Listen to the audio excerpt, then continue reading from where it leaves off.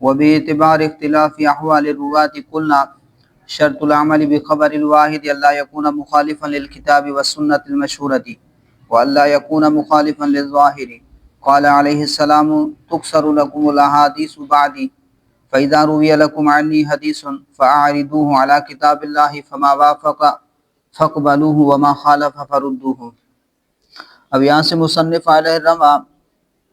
یہ ذکر فرما رہے ہیں کہ کیونکہ راویوں کے احوال مختلف ہوتے ہیں تو راویوں کے احوال کے مختلف ہونے کی وجہ سے احناف یہ کہتے ہیں کہ خبر واحد پر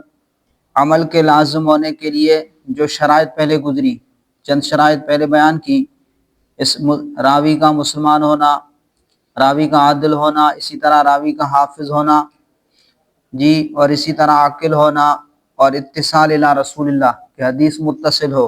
یہ شرائط ذکر کی تھی. تو کہہ رہے ہیں کہ اب خبر واحد پر ایک اور شرط یہ بھی لگائیں گے کہ خبر واحد پر کب عمل کریں گے، جب خبر واحد میں یہ شرائط، ان شرائط کے ساتھ ساتھ اس خبر واحد کے اندر یہ بھی شرط ہو کہ وہ کتاب اللہ، حدیث مشہورہ اور ظاہر کے خلاف نہ ہو، اور ظاہر کے خلاف نہ ہو. اگر خبر واحد وہ جو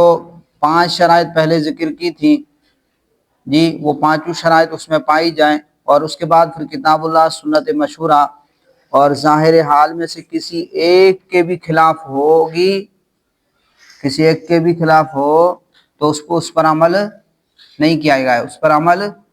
نہیں کیا جائے گا. اور یہ شرط کیوں لگائی؟ کہہ رہے ہیں اس لیے لگائی ہے کہ حضور علیہ الصلوۃ والسلام نے ارشاد فرمایا تکسر لکم الاحادیث بعدی فاذا روی لکم عنی حدیث فاعرضوا علی کتاب اللہ فما وافق فاقبلوہ وما خالف فردوہ، کہ میرے بعد تمہارے پاس بہت سی احادیث پہنچیں گی. حضور نے فرمایا میرے بعد تمہارے پاس بہت سی احادیث پہنچیں گی، جب تمہارے سامنے مجھ سے کوئی حدیث روایت کی جائے تو تم اسے کتاب اللہ پر پیش کرو، اگر وہ کتاب اللہ کے موافق ہو تو اسے قبول کر لو، اور اگر وہ حدیث کتاب اللہ کے مخالف ہو تو اسے چھوڑ دو، اگر وہ حدیث کتاب اللہ کے مخالف ہو تو اسے ترک کر دو، چھوڑ دو. اس حدیث کے عبارت النص سے معلوم ہوا کہ خبر واحد کتاب اللہ کے خلاف نہ ہو، لیکن اس حدیث کے دلالت النص سے یہ بھی معلوم ہوا کہ وہ خبر واحد خبر مشہور اور ظاہر حال کے بھی خلاف نہ ہو، خبر مشہور اور ظاہر حال کے بھی خلاف نہ ہو. تو لہٰذا اگر خبر واحد کتاب اللہ، حدیث مشہورہ اور ظاہر حال میں سے کسی ایک کے بھی خلاف ہو تو اس پر عمل نہیں کیا جائے گا، اس پر عمل نہیں کیا جائے گا. اس لیے پہلے گزری حدیث کے مصنف علیہ الرحمہ نے کہا کہ امام اعظم ابو حنیفہ نے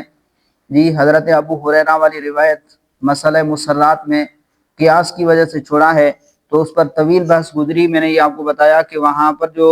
امام اعظم علیہ الرحمہ نے حدیث پر عمل کو ترک کیا ہے وہ قیاس کی وجہ سے نہیں تھا، بلکہ وہ حدیث جو ہے کتاب اللہ اور حدیث مشہورہ اور خلاف اجماع ہے. اس وجہ سے وہاں پر امام اعظم نے حدیث کے ظاہر پر عمل کو چھوڑ دیا تھا. یہ قیاس کی وجہ سے نہیں تھا، بلکہ وہ حدیث کتاب اللہ، حدیث مشہورہ اور اجماع کے خلاف تھی. دیکھیے وباعتبار اختلاف احوال الرواة، اور راویوں کے احوال کے مختلف ہونے کے اعتبار سے، راویوں کے احوال کے مختلف ہونے کے اعتبار سے قلنا ہم نے کہا شرط العمل بخبر الواحد کہ خبر واحد پر عمل کرنے کی شرط یہ ہے، خبر واحد پر عمل کرنے کی شرط یہ ہے اللہ یکون مخالفا للکتاب والسنۃ المشہورۃ والا یکون مخالفا للظاہر، کہ وہ خبر واحد کتاب اللہ، سنت مشہورہ کے خلاف نہ ہو، والا یکون مخالفا للظاہر، اور وہ خبر واحد ظاہر حال کے خلاف بھی نہ ہو، کتاب اللہ کے مخالف نہ ہو، سنت مشہورہ کے مخالف بھی نہ ہو، اور وہ حدیث خبر واحد ظاہر حال کے مخالف بھی نہ ہو. قال علیہ السلام، حضور علیہ الصلوۃ والسلام نے ارشاد فرمایا تکسر لکم الاحادیث بعدی، کہ میرے بعد تمہارے سامنے زیادہ احادیث آئیں گی، کثرت کی جائے گی احادیث کی، یعنی حدیث بیان کرنے میں بہت زیادہ کثرت کی جائے گی میرے بعد۔ فَإِذَا رُوِيَ لَكُمْ عَنِّي حَدِيثٌ، پس جب میری طرف سے کوئی حدیث تمہارے سامنے روایت کی جائے، جب روایت کی جائے لکم تمہارے سامنے، تم پر، عنی میری طرف سے، حدیثٌ کوئی حدیث، فَعَارِضُوهُ عَلَى کتاب اللہ تعالی، تو اسے پیش کرو، تو اس حدیث کو کتاب اللہ پر پیش کرو۔ فما وافق فاقبلوہ، جو حدیث کتاب اللہ کے موافق ہو اسے قبول کر لو، جو کتاب اللہ کے حکم کے موافق ہو، جو کتاب اللہ کا حکم ہے وہی حدیث کا حکم ہے تو اسے قبول کر لو۔ وما خالف فردوہ، اور جو حدیث کتاب اللہ کے مخالف ہو اسے چھوڑ دو، اس کو رد کر دو۔ وتحقیق ذلك فيما روي عن علي بن ابي طالب انه قال كانت الرواة على ثلاثة اقسام: مؤمن مخلص صحب رسول الله صلى الله عليه وسلم وعرف معنى كلامه، وأعرابي جاء من قبيلة فسمع بعد ما سمع ولم يعرف حقيقة كلام رسول الله صلى الله عليه وسلم، فرجع إلى قبيلته فروى بغير لفظ رسول الله صلى الله عليه وسلم فتغير المعنى وهو يظن أن المعنى لا يتفاوت۔ اب یہاں سے مصنف علیہ الرحمہ کہ یہ بیان کر رہے ہیں کہ راویوں کے احوال کے مختلف ہونے کی تحقیق اس روایت میں ہے جو حضرت علی سے مروی ہے، جو حضرت علی رضی اللہ تعالیٰ عنہ سے مروی ہے۔ تو کہا راویوں کے احوال مختلف ہوتے ہیں، تو راویوں کے احوال مختلف ہونے کی وجہ سے خبر واحد کو کتاب اللہ، حدیث مشہور اور ظاہر حال پر پیش کیا جائے گا، ظاہر حال پر پیش کیا جائے گا۔ تو جو خبر واحد کتاب اللہ، حدیث مشہورہ اور ظاہر حال کے موافق ہوگی اسے قبول کر لیا جائے گا، اور جو خبر واحد ان میں سے کسی ایک کے بھی مخالف ہوگی تو اسے رد کیا جائے گا۔ تو اختلاف روایت کی وجہ سے بعض روایت کا مقبول ہونا اور بعض کا مردود ہونا حضرت علی کی اس حدیث سے، اس روایت سے ثابت ہے۔ حضرت علی رضی اللہ تعالیٰ عنہ فرماتے ہیں کہ راویوں کی تین قسمیں ہیں، ایک وہ مومن مخلص، مومن اور مخلص راوی جو حضور کا صحابی ہو اور انہوں نے حضور علیہ الصلوۃ والسلام کے کلام کے معنی کو سمجھا، یعنی فقیہ تھا۔ تو اب ایسا راوی آپ صلی اللہ علیہ وسلم کے کلام کو آپ صلی اللہ علیہ وسلم کے الفاظ سے ہی نقل کرے یا اپنے الفاظ میں نقل کرے، بہر صورت دونوں صورتوں میں کلام کا معنی درست ہوگا اور اس راوی کی روایت حجت ہوگی، اس راوی کی روایت حجت ہوگی۔ اور دوسرا وہ راوی، دیہاتی راوی جو کسی قبیلے سے حضور کی خدمت میں حاضر ہوا، حضور علیہ الصلوۃ والسلام کی دربار میں حاضر ہوا اور حضور صلی اللہ علیہ وسلم سے کوئی کلام سنا، لیکن اس کلام کی حقیقت و معانی کو نہ سمجھا، یعنی غیر فقیہ تھا، یا یہ ہے کہ کچھ کلام کا ایسا گزر چکا تھا، بات چل رہی تھی درمیانے کلام میں آ گیا، اب کچھ سنا اور کچھ نہیں سنا، تو اب وہ کیا کرتا ہے، کلام کی حقیقت اور معنی کو نہیں سمجھتا، کلام کی حقیقت اور معنی کو نہیں سمجھا، یعنی غیر فقیہ تھا، پھر اپنے قبیلے کی طرف لوٹ گیا اور اس کلام کو رسول اللہ صلی اللہ علیہ وسلم کے الفاظ کے بغیر اپنے الفاظ میں نقل کر دیتا ہے، یہاں تک کہ کلام کا معنی تبدیل ہو گیا، یہاں تک کہ حضور کا جو مقصود تھا، کلام کا جو مقصود تھا، اس کا معنی تبدیل ہو گیا، لیکن وہ راوی گمان کرتا ہے کہ کلام کا معنی تبدیل نہیں ہوا،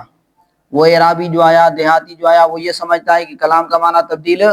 نہیں ہوا، تو ایسے راوی کی روایت حجت نہیں ہے، لیکن ایسا راوی گناہ گار بھی نہیں ہے، کیونکہ وہ اپنے گمان میں کیا کر رہا ہے کہ حضور کے کلام کا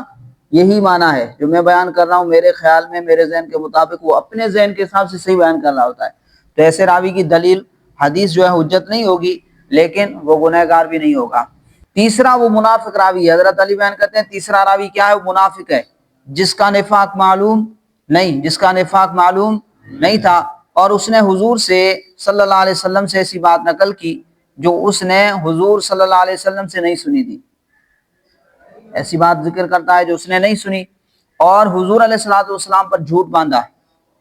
پھر لوگوں نے اسے مومن اور مخلص سمجھ کر اس کی روایت کو قبول کر لیا کہ یہ تو حضور کا صحابی ہے، بیٹھا ہے حضور کے ساتھ۔ اب کسی کے پیشانی پہ تو نہیں لکھا ہوتا ہے کہ یہ منافق ہے، جی لوگ سمجھتے ہیں کہ حضور علیہ الصلوۃ والسلام کے ساتھ بیٹھا ہوا ہے، جی اور حضور کا صحابی ہے، حضور کی محفل مجلس میں بیٹھتا ہے، تو اسے مومن مخلص سمجھ کر اس کی روایت کو قبول کر لیتے ہیں، اور اس کی روایت کردہ جھوٹی روایت کو آپس میں بیان کرنے لگ گئے، ایک نے دوسرے سے، دوسرے نے تیسرے سے، تیسرے نے چوتھے سے، یہاں تک کہ وہ روایت جو ہے لوگوں کے درمیان مشہور ہو گئی، حالانکہ اس منافق نے جھوٹ بولا ہے، اب لوگوں کے درمیان مشہور ہو گئی۔ تو ایسے راوی کی روایت بھی یقیناً حجت نہیں ہوگی، کیونکہ اس نے جھوٹ گڑھا ہے، حضور پر جھوٹ باندھا ہے۔ تو لہذا راویوں کے احوال چونکہ مختلف ہیں، راویوں کے احوال مختلف ہیں، اس لیے ہم نے کہا کہ راویوں کے احوال کے اختلاف کی وجہ سے خبر واحد کو کتاب اللہ، حدیث مشہور اور ظاہر حال پر پیش کرنا واجب ہے، جو ان کے موافق ہو اسے قبول کر لیں گے، اور جو ان میں سے کسی ایک کے بھی مخالف ہو اس حدیث کو رد کر دیں گے۔ وتحقیق ذلك فيما روي عن علي بن ابي طالب انه قال كانت الرواة على ثلاثه اقسام، اور راویوں کے احوال کے مختلف ہونے کی تحقیق، وتحقیق ذلك اور اس میں تحقیق یعنی راویوں کے احوال کے مختلف ہونے کی جو تحقیق ہے، فیما رویہ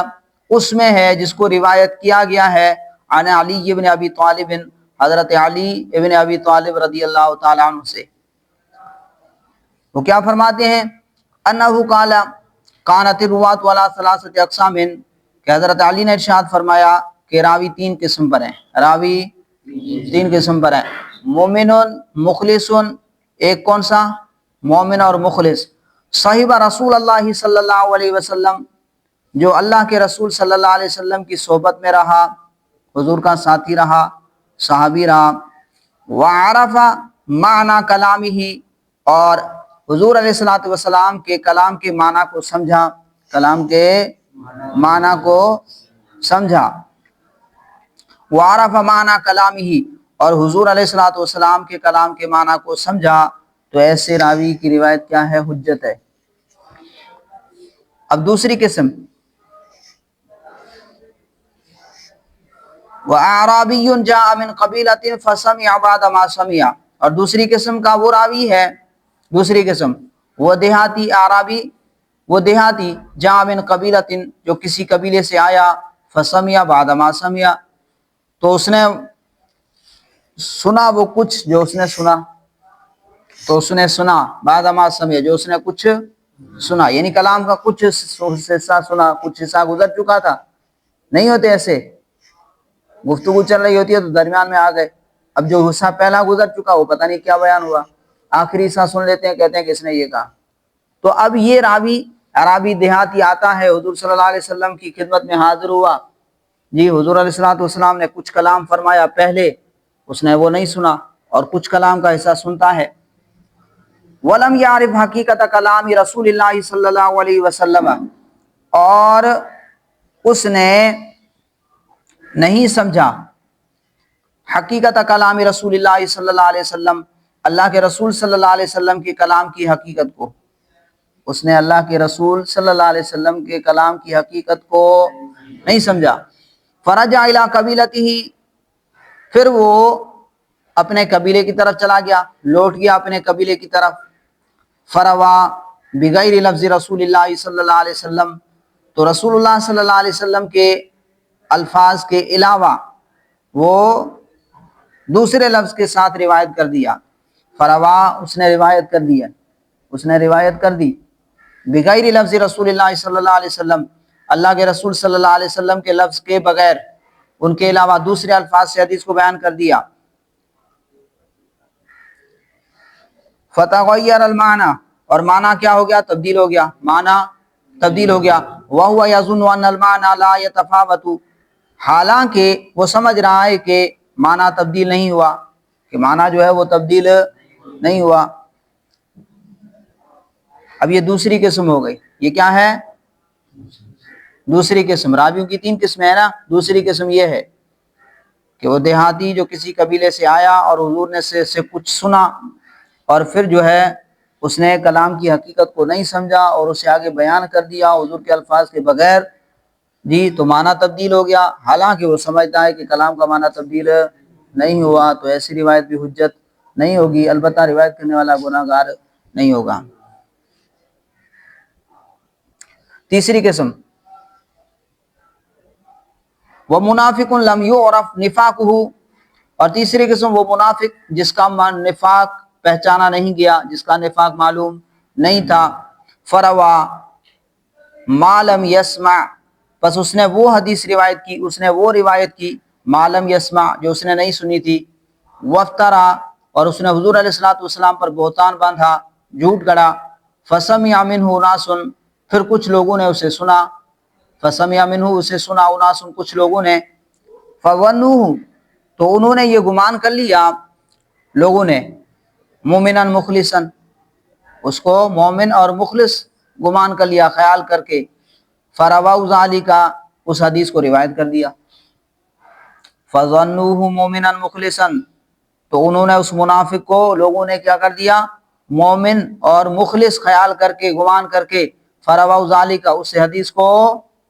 روایت کر دیا. واشتہر بین الناس، اور وہ روایت لوگوں کے درمیان مشہور ہو گئی. فلہذا المعنی، پس اس معنی کی وجہ سے، یعنی اس علت کی وجہ سے، یعنی ان روات کے احوال کے مختلف ہونے کی وجہ سے، وجب عرض الخبر علی الکتاب، خبر واحد کو کتاب اللہ پر پیش کرنا واجب ہے. والسنت المشہورتی، اور سنت مشہور پر پیش کرنا بھی ضروری ہے، واجب ہے. ونظیر العرض علی الکتاب فی حدیث مس الذکر فیما یروى عنہ من مس ذکرہ فلیتوضع،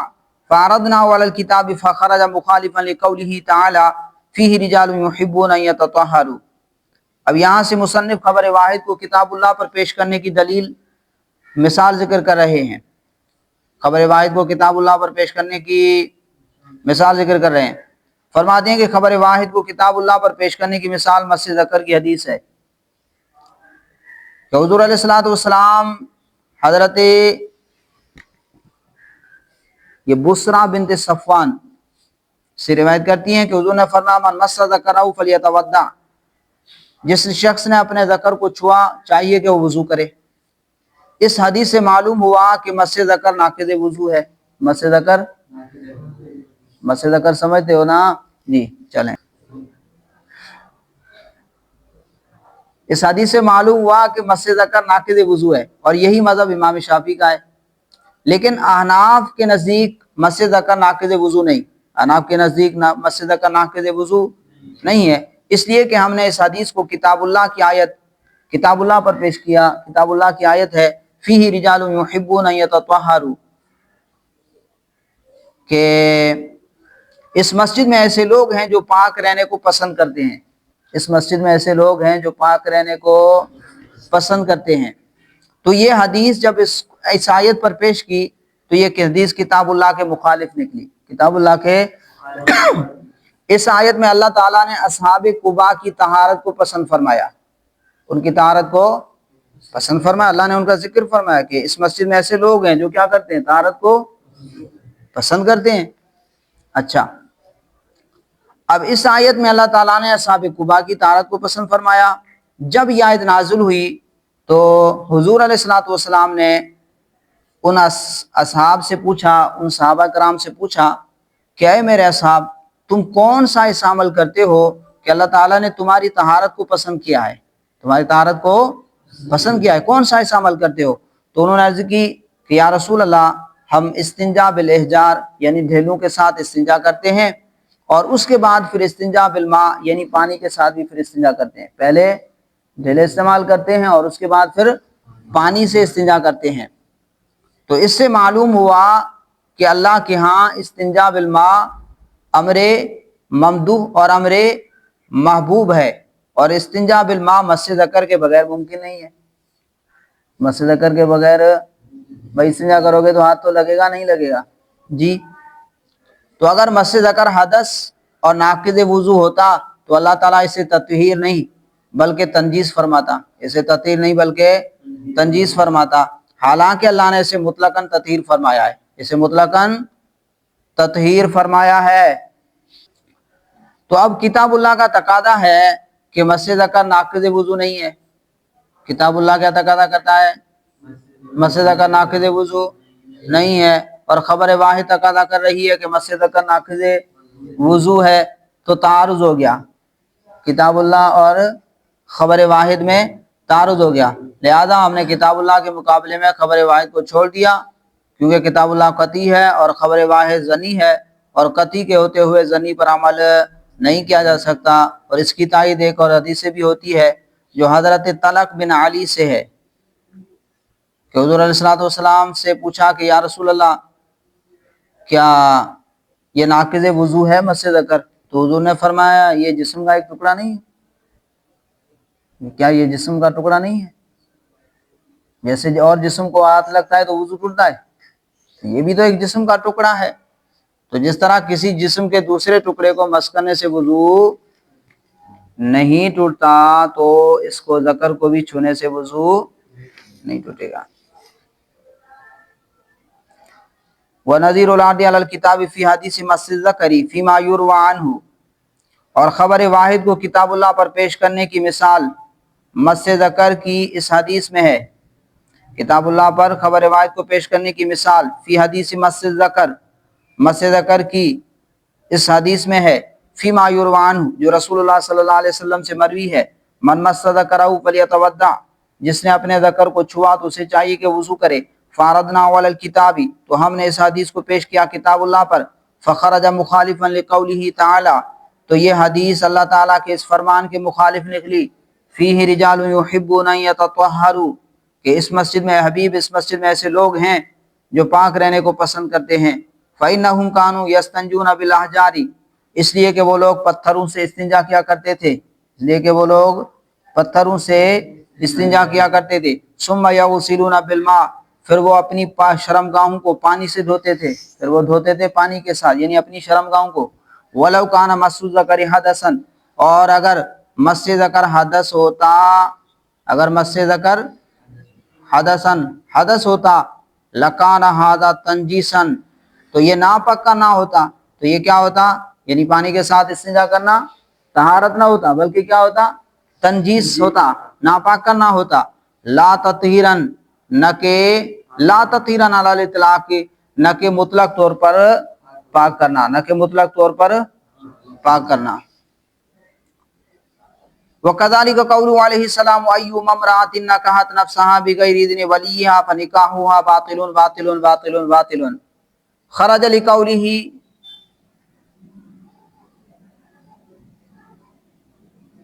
خرج مخالفا، آپ کے یہاں آئی الفاظ جی، خرج مخالفا لقوله تعالی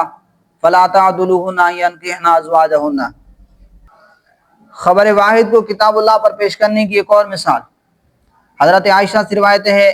ایما امرأۃ نکحت نفسها بغیر اذن ولیها فنکاحها باطل باطل باطل، کہ جو عورت اپنے ولی کی اجازت کے بغیر نکاح کرے تو اس کا نکاح باطل ہے، اس کا نکاح باطل ہے باطل ہے باطل ہے، یعنی نکاح منعقد نہیں ہوتا۔ اس حدیث سے معلوم ہوا کہ اگر کوئی عورت اپنی ولی کی اجازت کے بغیر نکاح کرے تو اس کا نکاح نہیں ہوگا، اس کا نکاح نہیں ہوگا، اور یہی مذہب امام شافعی کا ہے، یہ مذہب امام شافعی کا ہے۔ لیکن ہم کہتے ہیں کہ ولی کی اجازت کے بغیر عورت کا نکاح منعقد ہو جاتا ہے، عورت کا نکاح، اس لیے کہ ہم نے اس حدیث کو کتاب اللہ پر پیش کیا، یہ حدیث کتاب اللہ کے مخالف ہے، یہ حدیث کتاب اللہ کے مخالف ہے، وہ اس طرح کہ اللہ تعالیٰ کا فرمان ہے فَلَا تَعْضُلُوهُنَّ أَن يَنكِحْنَ أَزْوَاجَهُنَّ، اے اولیاء، اے ولیو، تم ان کو نہ روکو، ان عورتوں کو نہ روکو اس بات سے کہ وہ اپنے سابقہ خاوندوں سے نکاح کریں، کہ وہ اپنے خاوندوں سے نکاح کریں۔ تو اس آیت سے معلوم ہوا کہ عورتیں اپنا نکاح خود کر سکتی ہیں اور اپنا نکاح کرنے میں ولی کی اجازت کی محتاج نہیں ہے۔ تو اس آیت کا تو تقاضا یہ ہے کہ عاقلہ بالغہ کا کیا ہوا نکاح ولی کی اجازت کے بغیر بھی ہو جاتا ہے، ولی کی اجازت کے بغیر بھی نکاح ہو جاتا ہے، اور حدیث کا تقاضا یہ ہے کہ نکاح ولی کی اجازت کے بغیر نہیں ہوتا، نکاح ولی کی اجازت کے بغیر آیت کا تقاضا ہے کہ ہو جاتا ہے اور حدیث کا تقاضا ہے کہ نہیں ہوتا، تو خبر واحد اور کتاب اللہ میں تعارض ہو گیا، کیونکہ خبر واحد ظنی ہے اور کتاب اللہ قطعی ہے، اور قطعی کے ہوتے ہوئے ظنی پر عمل نہیں کیا جا سکتا، لہذا ہم نے کتاب اللہ کی آیت پر عمل کیا اور اس کے مقابلے میں خبر واحد کو چھوڑ دیا۔ اور دوسرا یہ بھی ہے کہ حضرت عائشہ کا عمل بھی اپنے قول کے خلاف ہے، ان کے قول کے خلاف ہے، خود اپنی بھتیجی کا نکاح کروایا تھا، حضرت عبد الرحمن کی بیٹی کا نکاح کروایا تھا اس وقت جب حضرت عبد الرحمن موجود نہیں تھے۔ تو جب راوی کا عمل ہی اس کے مخالف ہو تو یہ بھی دلیل ہے، جب راوی کا عمل اس کے قول کے مخالف ہو تو یہ بھی دلیل ہے۔ مزید اس کی تفصیل آپ اس سے پہلے بھی ہم بحث کر چکے ہیں، نہیں کر چکے، چلیں جی۔ وَكَذَلِكَ قَوْلُهُ علیہ الصلوۃ والسلام، اور اسی طرح حضور علیہ السلام والسلام کا فرمان، أَيُّمَا امْرَأَةٍ نَكَحَتْ نَفْسَهَا بِغَيْرِ إِذْنِ وَلِيِّهَا فَنِكَاحُهَا باطل باطل باطل، کہ جس عورت نے اپنی ولی کی اجازت کے بغیر نکاح کیا، اپنا نکاح کیا، نکحت نفسها، اپنا نکاح کیا، بغیر اذن ولیہا، اپنی ولی کی اجازت کے بغیر، فنکاحها باطل باطل باطل، تو اس کا نکاح باطل ہے باطل ہے باطل ہے۔ خرج مخالفا لقولہ تعالی، یہ حدیث جو ہے مخالف نکلی اللہ تبارک و تعالی کے اس فرمان کی، فلا تعضلوهن ان ينكحن ازواجهن، تم ان عورتوں کو نہ روکو اس بات سے کہ وہ اپنا نکاح اپنے خاوندوں سے کریں، کہ وہ نکاح کریں اپنے خاوندوں کے ساتھ۔ تو یہ حدیث جو ہے اللہ تبارک و تعالیٰ کے اس فرمان کے خبر واحد اللہ تعالیٰ کے فرمان کی مخالف نکلی ہے۔ فَإِنَّ الْكِتَابَ، اس لیے کہ کتاب اللہ، اس لیے کہ کتاب اللہ یوجب تحقیق النکاح منہن، اس لیے کہ کتاب اللہ ثابت کرتی ہے، کتاب اللہ ثابت کرتی ہے تحقیق النکاح منہن، ان عورتوں کی طرف سے نکاح کے پائے جانے کو، ان عورتوں کی طرف سے نکاح کے پائے جانے کو ثابت کرتی ہے۔